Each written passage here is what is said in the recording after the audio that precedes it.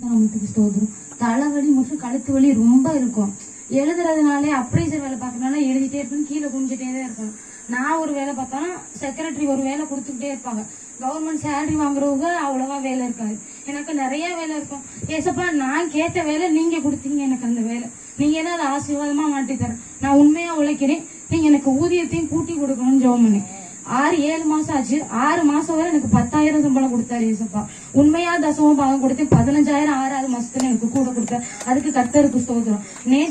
வெள்ளிக்கிழமை கூட்டம், வெள்ளிக்கிழமை நான் வேலை பார்த்திருக்கேன். எங்க அம்மா சொன்னாங்க சாயந்தரம் நீ வேகமாவே வந்து செக்ரட்டரி சார்ட்ட பெர்மிஷன் கேட்டுவான். சார் வரல, கேசியர் சார் மட்டும் தான் இருந்தாங்க. அவங்க கிட்ட சார் நான் போயிட்டு வரேன்னு சொன்னேன். சாருக்கு எனக்கு சண்டைனால அவர் எதுவுமே சொல்லல. ஏசப்பா நீங்க தான் வாயை அடைக்கணும். சார் போன் பண்ணி என்னை கேட்கவே கூடாது. சார் இன்ன வரைக்கும் என்னை போன் பண்ணி ஏன் வேகமா போச்சுன்னு கேட்கவே இல்லை. அதுக்கு கர்த்தருடைய பரிசுத்த நாமத்துக்கு ஸ்தோத்திரம். அதே மாதிரி சரியான கழுத்து வலி, கீழே குனியவே முடியல, நிமிர முடியல.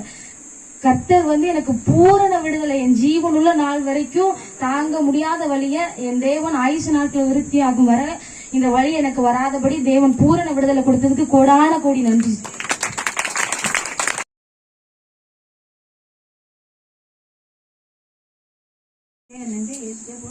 எனக்கு 6 மாசம் அந்த நரம் கீழே புரியாமல ஒரு சபையில உட்கார்ந்துருந்தாலும் திரும்பிட்டே இருப்பேன்.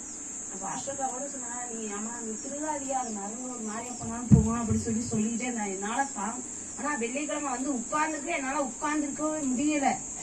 ஆனா எப்படாம உட்கார்ந்துருப்போம் அப்படின்னு சொல்லி கஷ்டப்பட்டுதான் உட்கார்ந்துருந்தேன். ஆனாலும் ஜெபம் பண்ணும் பொழுது எனக்கு விடுதலை, பூர்ண விடுதலை கொடுத்தாரு அந்த ஒரு